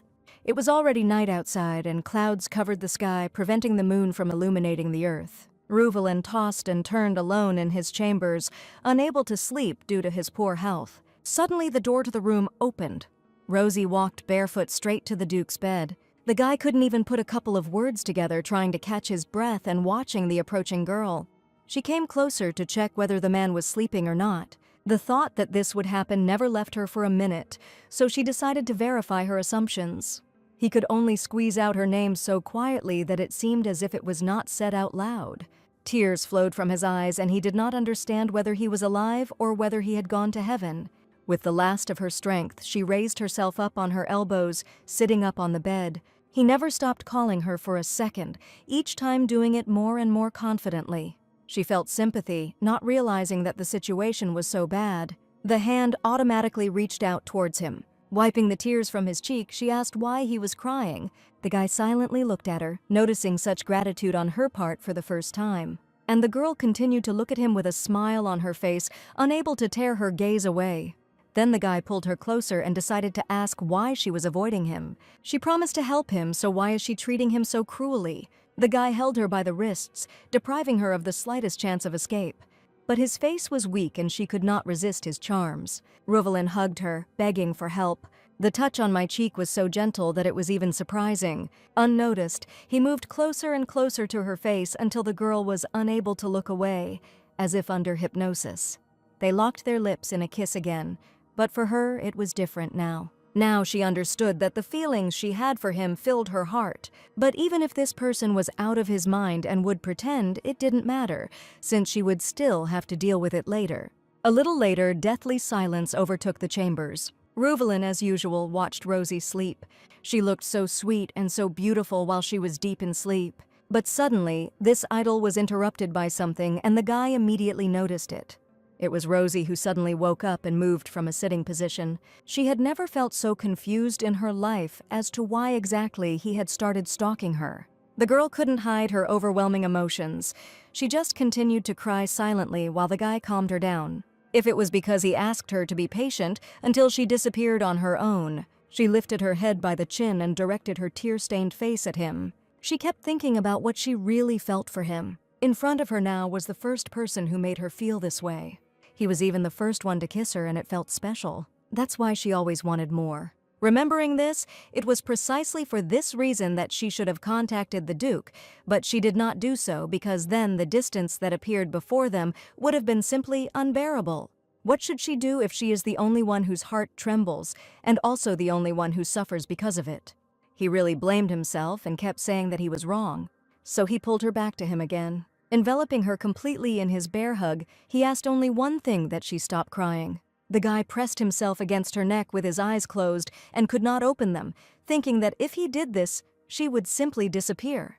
The girl at the same time looked rooted to the spot, not knowing how to react. In any case, now she could only afford 2 things: to allow herself to be caught and used as a weapon or to be stabbed from behind. That's why she immediately pushed him away from herself while the man was recovering from such harshness on his part. It was obvious that she was not going to sit back and wait while he pursued his goals, so she would lead him into her trap herself. She asked him if he was doing all this on purpose. The girl couldn't stand it and started screaming about why he fell in the garden of their villa. Did her brother do something bad for Rosie to pay for it? She thought she was being kind, but it turned out she was simply being used. Anger boiled in her veins, and such thoughts only made it worse, because how could she fall in love with someone after the first meeting? He silently looked at her, giving her the opportunity to throw out all the negative emotions that had accumulated inside her over all these days. Only then, having made sure that she had finished, did he breathe a sigh of relief, expecting that the situation would turn out worse than he thought. This reaction, after all, was more serious than he thought, although the fact remains that she could not help but fall in love with the Duke. He couldn't find the right words, not knowing how best to answer her question. But unfortunately, the longer he thought, the more strongly he showed his reaction, and this always speaks louder than words. So it means that he was still of sound mind, and everything he said then was a lie. It was all a lie, and the girl immediately started crying again, not understanding what she had done that they were treating her so meanly. The guy immediately jumped up to her, wiping away the tears that had just appeared on her cheeks. He wouldn't even dare to think about using her and would never do such a thing. But it was all too strange. Would Duke Rashian behave like that as if he was in love? And that was why she thought that it was part of the plan. And that explained everything, because there was never any reason for anyone from his family to hurt her family without some good reason. He immediately said that this was not the plan. But at this time, Rosie was already getting out of bed, saying that she only asked for him to be honest with her. Her hand remained hanging in the air, extended in a silent touch. Since everything turned out this way, now he will be obliged to answer the above questions. All without hiding, because now she had cast a spell that revealed any slightest lie. She could have used this magic before, but she didn't want to ruin her rose-colored glasses back then. Only then did the guy say that he would tell everything from the beginning to the end. But just before that, he asked her to promise him one thing. The girl was surprised by this, not understanding what kind of promise they could be talking about. But everything was simple, because he asked that even after he told the truth, she would not hate him. Just one promise and the whole truth will be in the palm of her hand. But did he have a secret so terrible that she would hate him? If so, then she will decide this after she hears what the guy tells her. Everything should not have turned out this way, and this could not help but upset Ruvelin. Having sorted out his strength, he finally began his story. He first saw Rosnia when he was just 13 years old. At that time, he crept into the garden and watched the girl sleep and ran away as soon as she woke up. The magic of lies did not react, so everything he told her was true. But when he was 13, she was only 11 or 12 years old. It was the first time the guy felt this way. Even then, he fell in love with her at first sight, thinking that she was the only one in his life. The girl was surprised that it was so long ago, and this meant that he had liked Rosie for more than 8 years. But that was not all, and the guy recalled their meeting at the banquet in the palace. Only there did he realize how passionately he had been looking forward to meeting her. At this point, his story ended, waiting for Rosie's reaction. The girl was shocked by this, but she was in no hurry to break free from his grip. Noticing this, he began to pull her closer. But even the fact that they only saw each other twice and didn't even talk didn't change anything. He was still crazy about her and was not afraid to seem crazy, but she herself understood this perfectly well. Ever since he realized his feelings, he had been sincerely yearning for the girl all the time. He didn't have the opportunity to meet her, and so he came to the villa, thinking that this was his last chance. The girl was completely shocked, not believing that he had been trying to get her for so long. Remembering the time she walked through the rain to see a man lying unconscious. Although she could have gone further, she did not. Continuing to feel her gaze on his figure, he was sincerely happy. After all, he believed and hoped until the very end that his destiny would come for him. In that case, she now understood that if she had not found Ruvelin then, he could have simply died. So was he in his right mind? Even the man didn't know the answer to this question. Now, after such a confession, he asked what magic told her. Did she say that these words were the undeniable truth, or did she still not believe him? He couldn't forget her for more than 8 years and risked his life just to meet her. The girl listened to him attentively, still silent, waiting for him to finish. So how can she recognize the real Ruvelin now, and maybe she even thought he was crazy? Acting like he was possessed towards the girl, slowly wrapping invisible arms around her neck. Finally finishing, he said that this was the whole truth that interested her. The girl first wanted to clarify one detail about the fact that the guy had feelings for her for so long. She only thought of Ruvelian Rashian as the main character, so why did it happen that without her knowledge, he fell in love with her and not the main character? The girl admitted that she also fell in love with the Duke, but there was one small nuance. Even before he had finished listening, the guy began to glow with happiness, realizing that he had achieved what he wanted.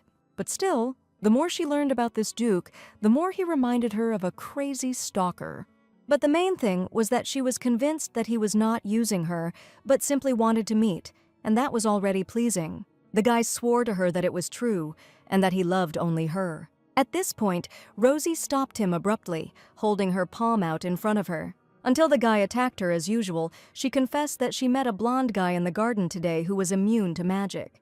While he listened to her attentively, she said that she was threatened with captivity and was told that the girl was a weak spot for Adrian. The guy immediately recognized his subordinate Alex, but it was strange that he was on hill territory because no one had called him here.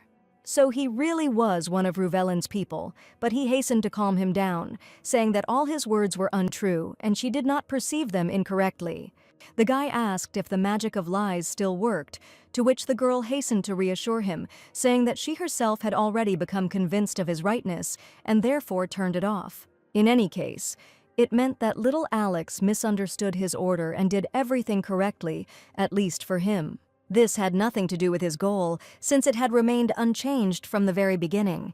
Ruvelin only wanted to find her, but also to win the heart of the beautiful Rosie. The girl even blushed like a tomato, completely embarrassed by the fact that this was the first guy in front of her who behaved properly. He rushed closer to her, rising from the bed and shortening the treasured distance.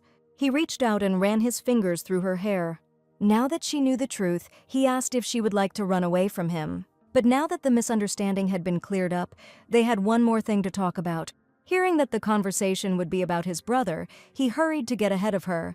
He brushed a stray strand of hair from his face behind his ear and caught his attention. He kissed her on the corner of her lips and said that before he continued, he wanted to ask something. Such a sudden kiss threw him off balance, wondering what he needed anyway. The question was why she cried before. He gave her an ultimatum: either she tells or kisses him again, so the girl immediately chose the former. The reason for the tears was that Rosie thought the guy was using her, so it hurt her feelings a lot.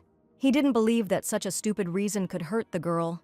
Well, how could it be otherwise if he treated her so well and everything was confusing, forcing her to think about hidden intentions?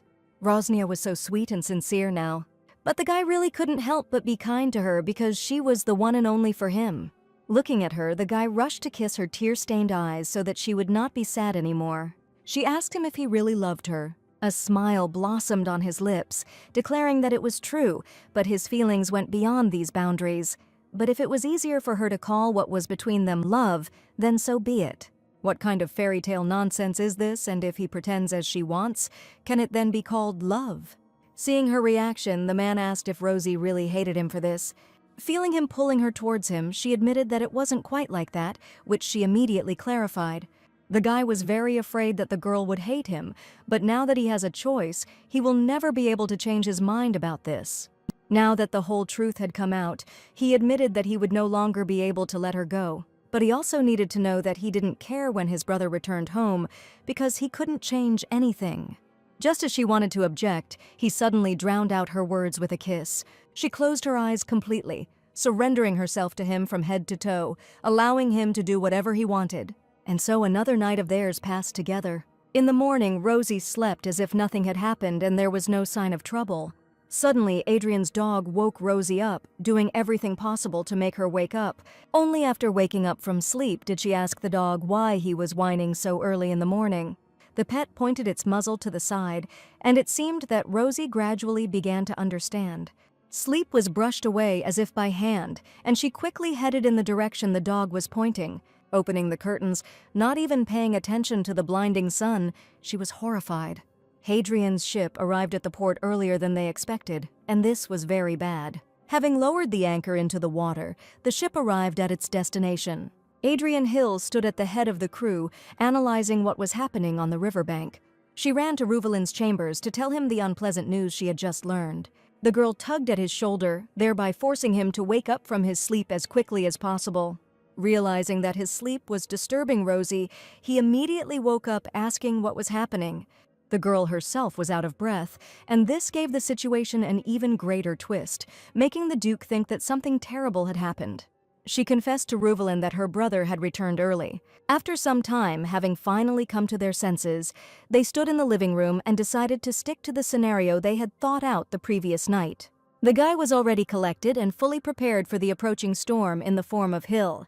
She reminded that when the two men meet, Ruvalen will have to say that the girl accidentally found him and saved him from the surging madness, and they at most held hands for therapeutic purposes.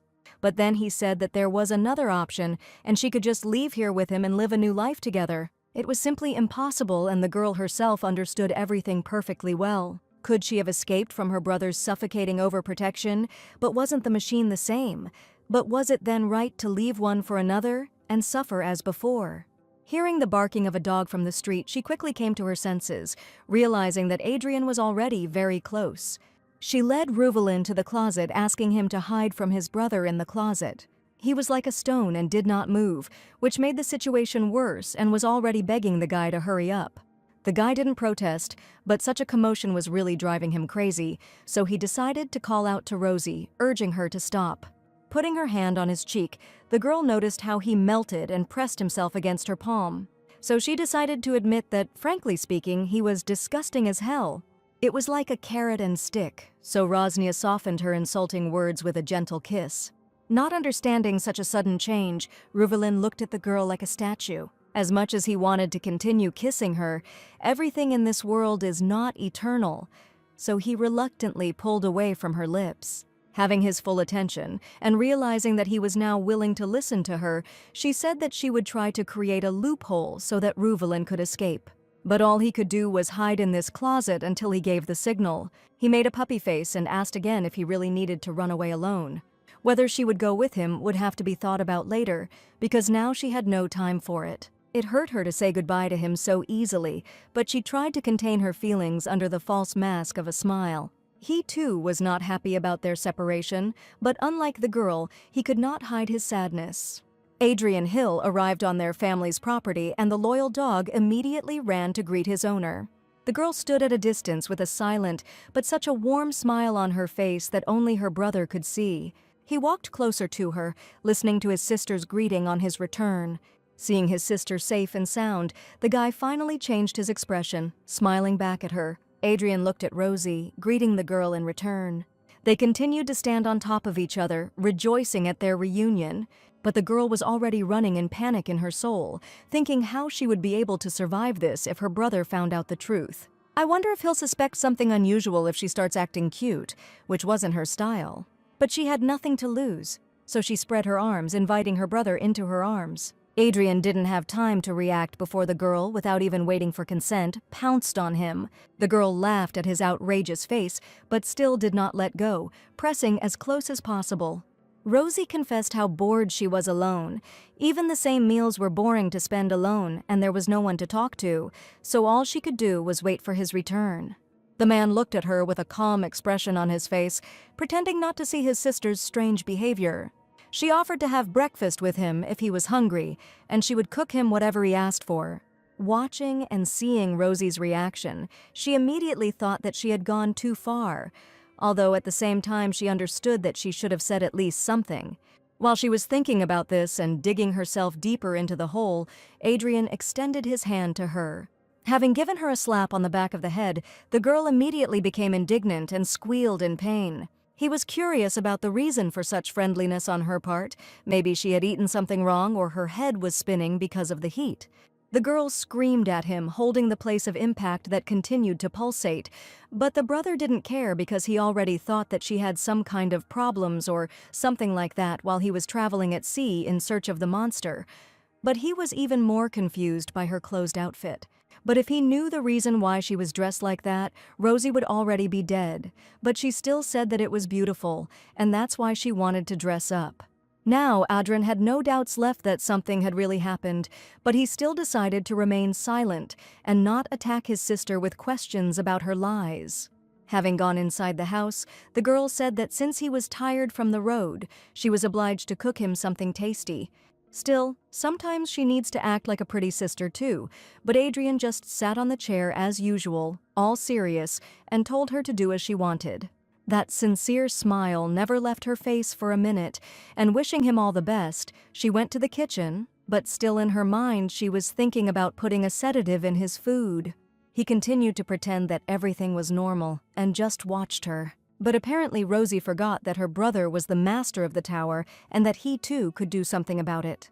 At the same time, the girl was already in the kitchen and cutting carrots for the dish that she planned to cook for her and her brother. Everything was going quite well and it was very good, starting to think that it would all end soon. Here, suddenly and unexpectedly, not expecting a trick, the girl dropped the knife from her hands and heard some very loud blow in the house through this peaceful silence. The girl turned her head in the direction of this noise, not understanding where it was coming from. At that very second, it suddenly dawned on her, and she immediately became afraid for her assumptions, even if it was not what she thought. Rosie tried to convince herself that everything was fine, but she still ran towards the noise, worried that Adrian had found Ruvelin. There was complete chaos on the street, and all the furniture was scattered chaotically throughout the garden, shattered into pieces by someone's force. The girl noticed her brother and immediately rushed to him, asking what happened here. The way she walked towards him with confidence made him freeze in place, not believing his eyes. Ruvelin knelt before her brother, unarmed, while he was seething with anger and preparing to attack. Rosie had never seen Adrian so angry and just silently continued to listen to the questions flying in her direction about what that bastard Rashian had forgotten on their mansion territory. Shaking off the dust from the fall as if nothing had happened, Ruvelin clarified that he really was an idiot, as the magician had said. But that didn't change the fact that he wasn't just awful, he was first and foremost a moron. While the girl watched them in shock, she thought that in front of her were not people, but some 2 angry dogs, and she was the only normal one here. Adrian didn't understand what kind of nonsense the Duke was talking about his sister. But the guy didn't lose his head and decided to clarify that everyone called him Rosie the dog, to which he received a threat that he should not pronounce his sister's name in such a dirty tone. But it was too late because even Ruvelin himself did not remember how many times he had already done this. The guy continued to smile, pretending that he was not committing a fatal act, and continued to speak tenderly about Rosie. The girl briefly heard him say that she was constantly calling him by name affectionately and could not remember when she had ever done that. But still, why did he say this in front of Adrian, knowing his nature and seeing how his words made him angry? The guy didn't wait and grabbed his cane with such force that his knuckles turned white with anger, and it felt like the instrument would simply break in half. The charged energy accumulated in the palm, transmitting it through the cane.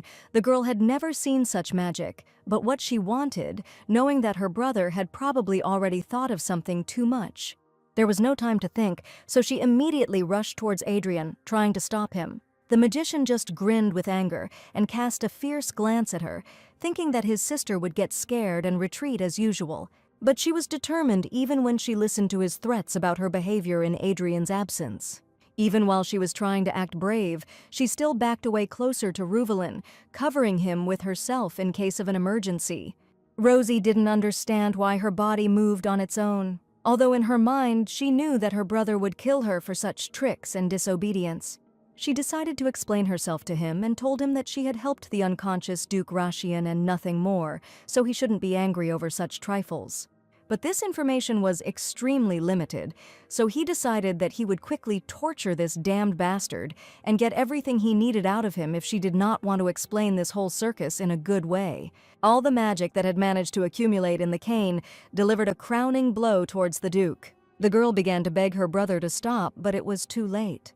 Ruvelin was already grabbed by chains, completely covering his entire body, forcing him to simply hang helplessly in the air, and the girl asked her brother to calm down, because in front of him was not just a person, but Duke Rashian himself, but it seemed that this did not bother him at all, doing whatever he wanted. He told the girl not to worry, but how could she sit idly by if it was her brother and he always acted so nastily towards others? She was almost 21, and Adrian continued to treat her like a child, overprotecting her, but the most important thing about this was that he couldn't even listen properly. Rosnia gritted her teeth in pain, realizing that now was the only chance to clear up all the misunderstandings that were happening in the Hill family. This is her second life, and now she will definitely tell him everything she thinks, and most importantly that she no longer wants to tolerate his overprotection, as it is time for him to come to terms with the fact that Rosie is an adult. Listening to all these screams, Adrian still told her that apparently she still doesn't remember anything. She was stunned when her brother reminded her that over the last 20 years, the girl had almost died 37 times, and she really didn't remember it, but the number was terribly large. When she was only 3, she almost fell off a cliff. At 4, a boat on the lake capsized and Rosie almost drowned, and recently she was attacked by a magical monster, and how then should her brother not be overly caring, realizing that danger was always stalking the girl. And here they are again, in a situation that should never have happened. No matter how hard Adrian tries to fill in the gaps, there are always problems, and now it is presented in the form of Ruvaline. Coming closer, the guy continued to look towards his enemy, completely not understanding why even now Ruvaline was acting as if nothing had happened. Realizing that the magician would not receive an answer to his questions, he increased the magic, hanging him higher in the air and making them squeeze him to such an extent that the guy experienced colossal pain. But suddenly the flails cracked, dropping the Duke back to the ground. Somewhere in the distance, the voice of a fair-haired man was heard calling his master and attracting all attention. As if not noticing all this mess that happened a couple of minutes ago, Alex headed in their direction, asking Ruvaline what he was doing here. Rosie realized that it was the same suspicious blonde man, as she thought, after all, he was hiding somewhere near the villa instead of leaving. He walked past Adrian and Rosie, heading straight towards his lordship, still not understanding why he was sitting so calmly tied up. Only then did Ruvaline turn to his ward and send him a serious look, thereby saying that this was only the beginning.